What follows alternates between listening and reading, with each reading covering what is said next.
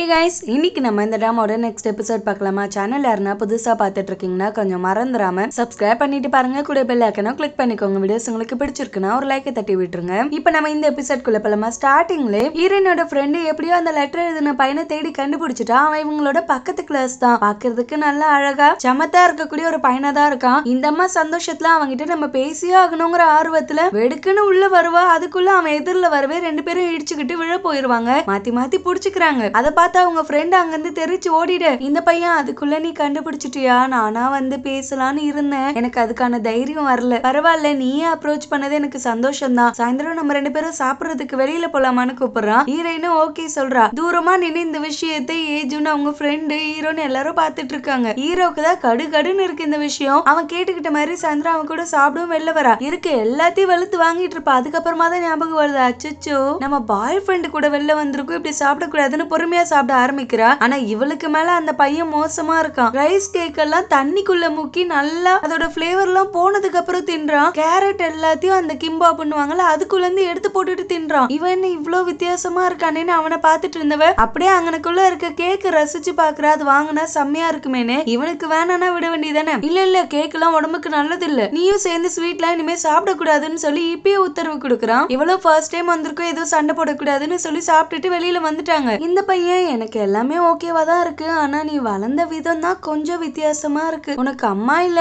அதுவே எனக்கு கொஞ்சம் பெரிய குறையா தோணுதுன்னதுக்கு ஹீரோனியே அம்மா இல்ல. அவனுக்கு அம்மா அப்பா ரெண்டு பேருமே இருக்காங்கனாலும் நீ இருக்கிறத விட அம்மா இல்லாத ஃபேமிலியில பிறந்த நான் ரொம்பவும் சந்தோஷமா தான் இருக்கேன். எனக்கு ரெண்டு அப்பா இருக்காங்க, ரெண்டு அண்ணாங்க இருக்காங்க, என் குடும்பம் ரொம்ப சந்தோஷமா தான் இருக்கு. உனக்கு தான் அது இல்லன்னு சொல்லி பொறாமப்படுற மாதிரி தோணுது. இப்பயே உனக்கு என் குடும்பம் குறையா தோணுதுன்னா அப்ப நீ எனக்கு செட் ஆக மாட்டேன், இதை நம்ம இதோட நிப்பாட்டிக்கிறதா நல்லதுன்னு சொல்லிட்டு அங்கிருந்து கிளம்பிட்டா. ஹீரோயின் வீட்டுக்கு வந்ததும் சாப்பிடுறதுக்காக வர. எல்லாரும் கேக்குறாங்க, ஏட்டி நீ சாப்பிடுறதானே அவன் கூட போன, இப்ப என்ன வீட்டுக்கு வந்து சாப்பிடுறேன்னா? இல்ல அங்க என்னால சரியா சாப்பிட முடியல, அதனாலதான். ஆயிரம் தான் நல்லா அப்பா சாப்பாடு மாதிரி வருமானு ஆசையா எடுத்து வச்சு சாப்பிட்டுட்டு இருக்கா. ஹீரோக்கு புரிஞ்சு போச்சு ஏதோ பிரச்சனை இருக்குன்னு. என்ன அந்த பையனுக்கு உனக்கு செட் ஆகலன்னு கேட்ட ஹீரோயின் ஆமா கருமம் பிடிச்ச பையன் ஸ்பைசியா இருக்கக்கூடிய ரைஸ் கேக் ஆர்டர் பண்ணிட்டான். அதுக்கப்புறம் அதையே தண்ணியில மூக்கி நல்லா அலசி சல்லுன்னு திங்குறான். கேக்கே பிடிக்காதுன்னு வேற சொல்றான். கேக்கு பிடிக்காதவங்க கூட எல்லாம் வாழ முடியுமா? வேலைக்கே ஆகுது. அதனாலதான் நான் ரிஜெக்ட் பண்ணனதை எல்லாரும் கிண்டல் பண்ணிட்டு இருக்காங்க. சாப்பாட்டுக்காக ஒருத்தனை ரிஜெக்ட் பண்ணிட்டியான்னு. ஆனா ஹீரோக்கு தெரியுது வேற ஏதோ ஒரு ரீசன் இருக்குன்னு. அவன் வேற எதுனா தப்பா சொன்னானா இல்ல உண்மையாவே அந்த ரீசனுக்காக தான் ரிஜெக்ட் பண்ணியான்னு கேட்ட ஹீரோயின் இல்ல இது மட்டும் தான், வேற எதுவும் இல்ல அப்படின்னு சொல்லி சமாளிச்சுட்டா. நெக்ஸ்ட் டே இவ ஸ்கூலுக்கு வரப்ப அந்த பையன் மறுபடியும் வந்து கேக்குறான், சரி ஓகே ஏதோ ஒரு பதட்டத்துல நானும் லூஸ் மாதிரி பேசிட்டேன், எனக்கு பேச தெரியலதான் நான் ஒத்துக்கிறேன், ஆனா ஒரே ஒரு வாய்ப்பு மட்டும் கூட மறுபடியும் நம்ம பேசி பழகி பாப்போமே, அதுக்கப்புறம் வேணா முடிவெடுப்போமேன்னு கேட்கவே ஹீரோயினும் சரி ஓகே, ஆனா நேத்து நடந்த விஷயத்த வேற யாருக்கிட்டயும் சொல்லலங்கிற பட்சத்துல நான் வேணா உனக்கு வாய்ப்பு கொடுக்குறேன்னு சொல்லிட்டா. ஹீரோ கிட்ட இந்த விஷயத்த சொல்லிட்டு வர அவனும் திட்டுறான், எதுக்கு உனக்கு இந்த வேலை, அதான் ரிஜெக்ட் பண்ணி விட்டல அதோட விட்டுருக்க வேண்டியதானே, மறுபடியும் வாய்ப்பெல்லாம் உன்னை யாரு கொடுக்க சொன்னான்னு பேசிட்டு வருவான். எதிரில பார்த்தா அவங்க அம்மாக்காரி வந்து நிக்கிறா. காரை விட்டு இறங்குனதுமே என்ன போன் பண்ணா கூட எடுக்க மாட்டியா, எத்தனை வாட்டி உனக்கு கால் பண்றதுன்னு கேக்குறா. ஹீரோயினை பார்த்து ஃபர்ஸ்ட் நீ வீட்டுக்கு போ நான் பேசிட்டு வரேன்னு சொல்லிட்டு அங்கிருந்து கிளம்பிட்டான். ஒரு காஃபி ஷாப்க்கு தான் கூட்டிட்டு வந்திருக்கான். வெளியில ஹீரோயின் போயிட்டு ஏஜுனே கூப்பிட்டு வந்து வெயிட் பண்ணிட்டு இருக்கா. எதனா பிரச்சனை நடந்துருமோ நடுவுல போய் நம்ம தடுக்கலான்னு. ஏஜுனுக்கு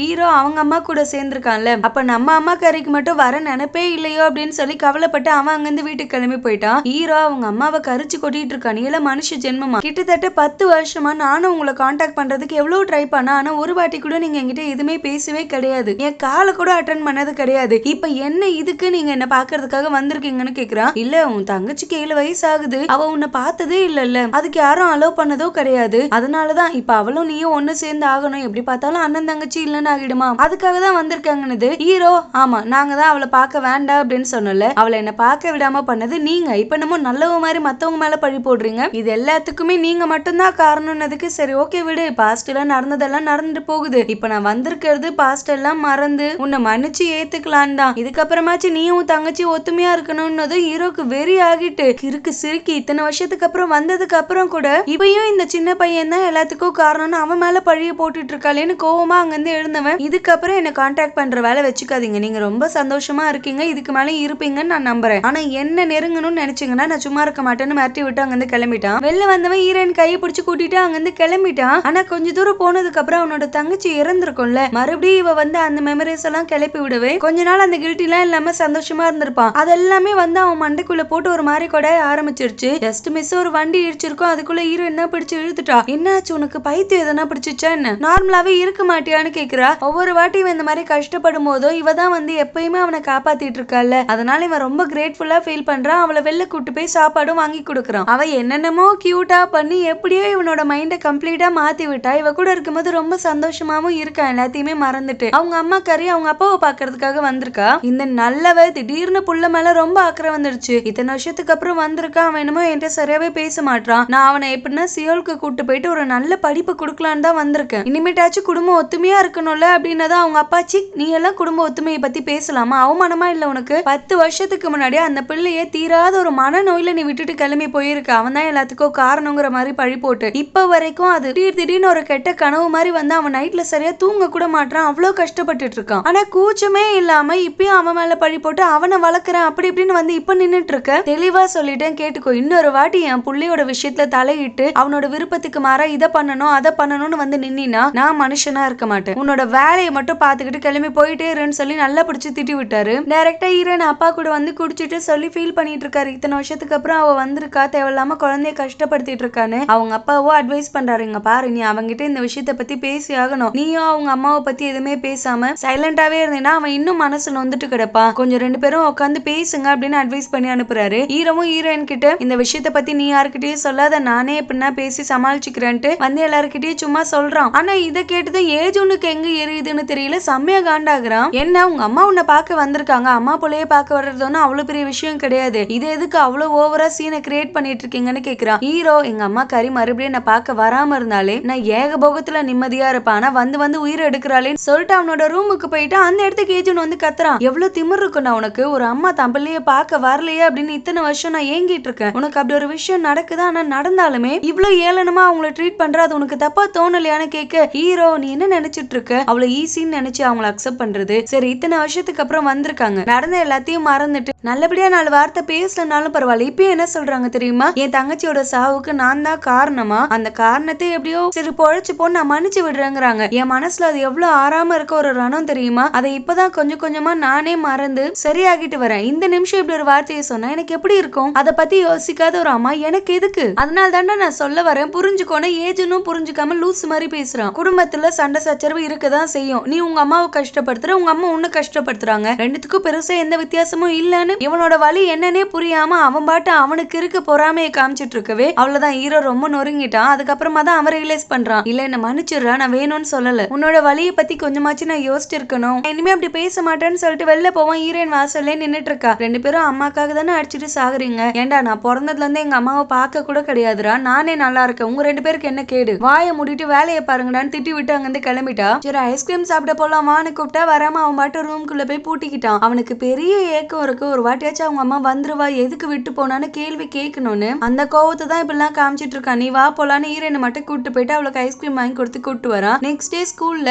ஏஜனோட அப்பா அவனோட டீம்மேட்ஸ் எல்லாருக்கும் பர்கர் எல்லாம் வாங்கி கொடுத்து என்னை பத்தி கொஞ்சம் நல்லா பேசி அவனோட மனசை மாத்த ட்ரை பண்ணுங்கப்பான்னு சொல்லியிருக்காரு. எல்லாரும் அவங்க அப்பாவை பத்தியே பேசிட்டு இருக்காங்க. அதுல ஒருத்தன் வளரே அவங்க அப்பா தாண்டா இதெல்லாம் வாங்கி கொடுத்தாருன்னு உடனே இவன் கோவமா எல்லாரோட பர்கரையும் புடுங்கி குப்பை தொட்டியில போட்டு விட்டுறான். அதுல ஒரு பையன் தானும் அனுபவிக்க மாட்டான், அடுத்தவங்களும் அனுபவிக்க மாட்டான், இவன்லாம் பணம் இருக்க திமிர்ல ஆடிட்டு இருக்கான்னு இவனை பத்தி தப்பா பேச அவன்கிட்ட அடிச்சுட்டு மாண்டுட்டு கிடக்கான். அந்நேரத்துக்கு ஹீரோ வந்து கூப்பிடுறான், வாடா அதை விட ஒரு பெரிய பிரச்சனை மாட்டி இருக்கு போலான்னு. என்ன நடந்திருக்குன்னா ஹீரோயினோட பாய் ஃப்ரெண்டு ஹீரோ எதிரில் வரும்போது அப்படியே சிரிச்சு கியூட்டான முகத்தோட அவனை இம்ப்ரெஸ் பண்ணலான்னு ட்ரை பண்ணி அவன் கண்டுக்காம போறான். அன்னைக்கு ஹீரோயின் கிட்ட பேசின விஷயத்த பத்தி இவங்கிட்ட உளறிட்டான். நான் அன்னைக்கு அவகிட்ட அந்த மாதிரி சொல்லிருக்க கூடாது, என்ன மன்னிச்சிருங்க பிரதர்னு. அவ்வளவுதான் ஹீரோ போட்டு பொழந்து கட்டி ஒரு ரூம்ல அடிச்சு வச்சு போயிட்டு ஏஜனையும் கூப்பிட்டு வரான். அன்னைக்கு என்னடா சொன்ன அவகிட்டன்னு கேட்ட, இல்லங்க நான் அவளுக்கு சத்தியம் பண்ணி கொடுத்துருக்கேன், நான் இந்த விஷயத்த பத்தி வெளில சொல்லக்கூடாதுன்னு இருக்கா. ஹீரோயினுக்கும் ஒரு பொண்ணு வந்து இந்த விஷயத்த சொல்லவே ஹீரோயின் அந்த இடத்துக்கு வந்துட்டு, டே அவன் எதுவுமே தப்பா சொல்லலடா, தயவு செஞ்சு நம்புங்கடா, நம்ம ஃபேமிலி பத்தி எதுவுமே பேசவே கிடையாது தானே, என்னதுக்கு அவன் நீ என்ன சொல்லக்கூடாதுன்ட்டு நீயே சொல்றேன்னு அவன் ஒரு வளர்வாயா இருக்கான். ஹீரோ கோச்சிட்டாங்க வந்து வெளியில வரான். ஹீரோயின் தான் பின்னாடி வந்து சமாதானப்படுத்திட்டு இருக்கா, எதுக்குடா சம்பந்தமே இல்லாம என் மேல கோவப்படுறேன்னு. இவன் பின்ன நாங்க எதனா மன வருத்தத்துல இருந்தாலோ இல்ல எதனா யோசிச்சுட்டு இருந்தாலோ என்ன சீக்கிரட் என்கிட்ட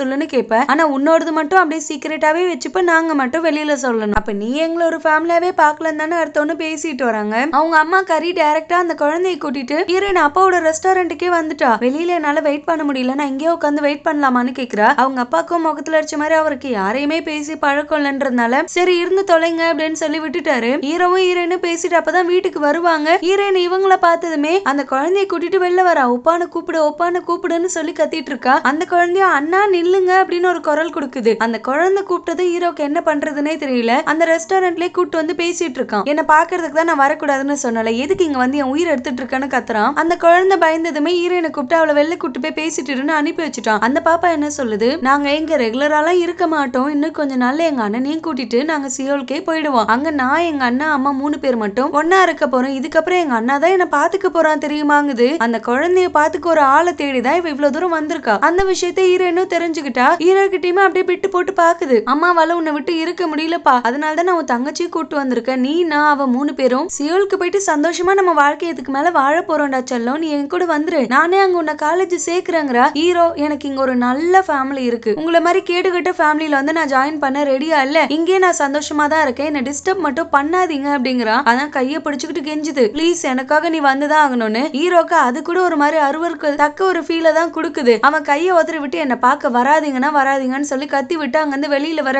ஏஜூன் கிறுக்கு பையில நடுவுல வந்து நீ கோவமா இருக்கன்னு நினைக்கிறேன், உங்க அம்மா வேணா நான் வேற டைம் வர சொல்லிட்டான்னு கேட்டா இவன் என்ன பார்த்தா என்ன கிறுக்க மாதிரி தெரியுதா, எத்தனை வாட்டிடா மறக்க மறக்க சொல்லிட்டு இருக்கேன், உங்க அம்மா காரியாச்சு நான் திரும்பி வருவேன்னு ஒரு பொய்ய வாச்சு சொல்லிட்டு ஓடி போனா. ஆனா இவ எதுவுமே சொல்லாம என்ன நட்டாத்துல தவிக்க விட்டு தீராத ஒரு பாரத்தையும் கொடுத்துட்டு போயிருக்கா. இவளை என்ன மன்னிக்க சொல்றியா அப்படின்னு கேக்குறான். அவன் எங்க அம்மா கண்டிப்பா என்னைக்காச்சும் ஒரு நாள் என்ன பார்க்க வரதான் செய்வாங்கன்னு இப்பயும் நம்பிக்கையா சொல்றான். ஹீரோ, ஏண்டா அவங்க அம்மாக்காரி ஓடி போனவதான் வரணும்னா எப்பயோ வந்திருப்பாங்கடா, 10 வருஷம் கழிச்சு எல்லாம் வரமாட்டாங்கன்னு சொன்னதுமே அவனுக்கு கோவமாகிட்டு உடனே ஓடி வந்து ஹீரோவை போட்டு அடிச்சிட்டான். ஹீரோ, உனக்கு கொஞ்சம் கூட உறுத்தவே இல்ல, இதுங்கெல்லாம் நம்மள விட்டுட்டு போயிடுச்சுங்கடா, எத்தனை பேரு உங்க அம்மா ஓடி போயிட்டாங்களா உங்க அம்மா ஓடி போயிட்டாங்களா நம்ம 2 பேரையும் பார்த்து கேட்டுட்டே இருப்பாங்க, அந்த வழி உனக்கு கொஞ்சம் கூட இல்ல, மறுபடியும் வந்தாலும் நீ பேசிட்டு உட்கார போறியா என்ன, நீ வேணா வளைஞ்சு கொலைஞ்சுக்கோ, என்னால அது முடியாது அப்படின்னு ஒரு கத்துறான் பயங்கரமா. ஹீரோனோட அப்பா அவங்க அம்மா காரியை பார்த்தா அவ இன்னும் கல்லு வளர்க்க மாதிரி அப்படியே தான் நின்னுட்டு இருக்கா. பாவம், நிம்மதியா இருந்த இவங்க வாழ்க்கையை கெடுக்கிறதுக்கும் இந்த சனி வந்துட்டு அடுத்து என்ன நடக்க போகுதுன்னு அடுத்த எபிசோட்ல பார்த்து தெரிஞ்சுக்கலாம். Thank you so much for watching. Bye.